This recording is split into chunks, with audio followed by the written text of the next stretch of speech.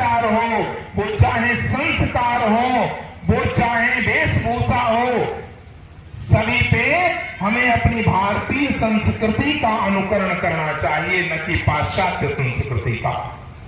आजकल हम देखते हैं हमारी जो नई पीढ़ी आ रही है, नई जो बहनें अभी तैयार हो रही हैं, उनकी वेशभूषा देख करके शर्म आ जाती है। आप कल्पना करिए कि यदि ऐसी वेशभूषा द्रौपदी की रही होती तो क्या भगवान श्री कृष्ण को वस्त्रावतार बनकर के आना पड़ता? विचार करिएगा मेरी बात को। और यदि हमारे यहां एक आजकल मैं देखता हूं सोशल मीडिया पे, स्त्री को पुरुष का कॉम्पिटिटर बनाया जा रहा है, स्त्री को पुरुष का विरोधी बनाया जा रहा है। स्त्री जो है पुरुष की कभी विरोधी नहीं होती है, स्त्री पुरुष की कभी कॉम्पिटिटर नहीं होती है, बल्कि कौन होती है? धर्म सहगामिनी होती है। उसके धर्म के आचरण में उसका सहयोग करती है, धर्म के मार्ग को प्रशस्त करती है, धर्म के मार्ग पर पुरुष को आगे बढ़ाती है। ये स्त्री की भूमिका है और ये भूमिका समझनी पड़ेगी। इसीलिए अभी तक हमारी जो भारतीय संस्कृति में मातृशक्ति को संरक्षित रखा गया, इसलिए कि पुरुष यदि बिगड़ जाए तो केवल अकेला पुरुष ही बिगड़ेगा, अकेला पुरुष का ही जीवन बिगड़ेगा। और यदि स्त्री बिगड़ जाए तो महाराज पूरा कुल बिगड़ जाएगा, पूरे समाज का विनाश हो जाएगा। इसलिए सबसे बड़ा दायित्व अगर कोई है तो वो माताओं बहनों का है। सनातन धर्म आज जो जिंदा है उसकी देन किसकी है? मातृशक्ति की है। कहीं पर भी कोई कार्यक्रम हो, भागवत कथा का कार्यक्रम हो रहा हो, यज्ञ का कार्यक्रम हो रहा हो, ये सब क्या है? ये सनातन हिंदू संस्कृति की जड़ है। और इनमें आप देखिए कि सबसे ज्यादा संख्या किसकी होती है? सबसे ज्यादा संख्या हमारी माताओं बहनों की होती है। जितने भी उपवास हैं, व्रत हैं, वो सब कौन करता है? कोई पुरुष करता है क्या? हमारी माताएं बहनें करती हैं।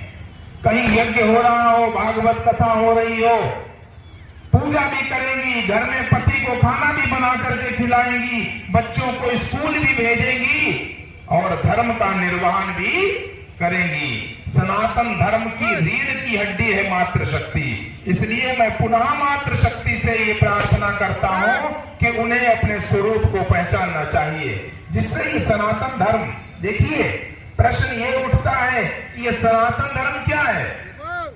जिस समय भगवान श्री कृष्ण का अवतार हुआ और कंस को पता नहीं चल पाया, भगवान श्री कृष्ण ने कंस के जेल खाने में अवतार लिया।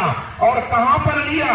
मथुरा में लिया, जहां पर श्री कृष्ण जन्मभूमि मुक्ति आंदोलन न्यास के अध्यक्ष हमारे वकील साहब अभी आप लोगों के सामने प्रकाश डाल रहे थे।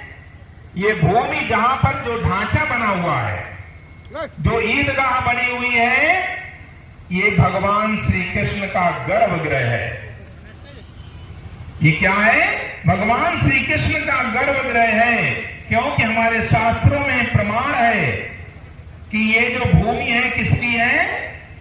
भगवान श्री कृष्ण की है। श्रीमद् भागवत महापुराण के 10वें स्कंद में आया है कि मथुरा भगवान यत्र नित्यम सन्निहितो हरि।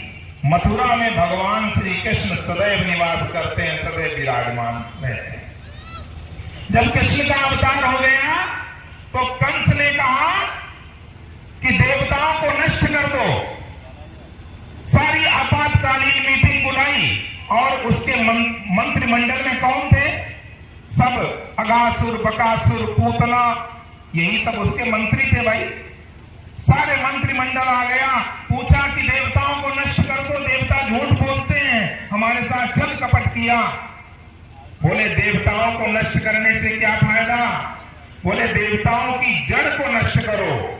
बोले देवताओं की जड़ कौन है? श्रीमद् भागवत महापुराण में आया है 10वें स्कंद में कि मूलम ही विष्णुर्देवानाम यत्र धर्मः सनातनः। देवताओं की जड़ कौन है? भगवान श्री हरि विष्णु। ये कृष्ण और विष्णु में कोई अंतर नहीं है, एक ही बात है। मूलम ही विष्णुर्देवानाम यत्र धर्मः सनातनः। देवताओं की जड़ है कृष्ण, देवताओं की जड़ है विष्णु। और वो विष्णु रहता कहां है? बोले यत्र धर्मः सनातनः, जहां सनातन धर्म रहता है। अब प्रश्न उठता है कि सनातन धर्म को नष्ट किया जाए। उस समय कंस के जमाने में भी विधर्मियों ने सनातन धर्म को नष्ट करने का कुत्सित प्रयास किया था, और आज के समय में भी जितने भी विधर्मी हैं एक हो गए हैं इस सनातन धर्म को नष्ट करने के लिए। आज ये योगी यूथ ब्रिगेड बनाने की आवश्यकता क्यों पड़ी?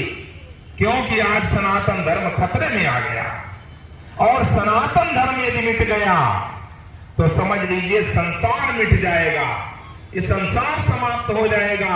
इसलिए हर प्रकार से सनातन धर्म की रक्षा करनी है। और सनातन धर्म की जड़ क्या है? भागवतकार लिखते हैं कि तस्य च ब्रह्म गो विप्रास तपो यज्ञास दक्षिणा।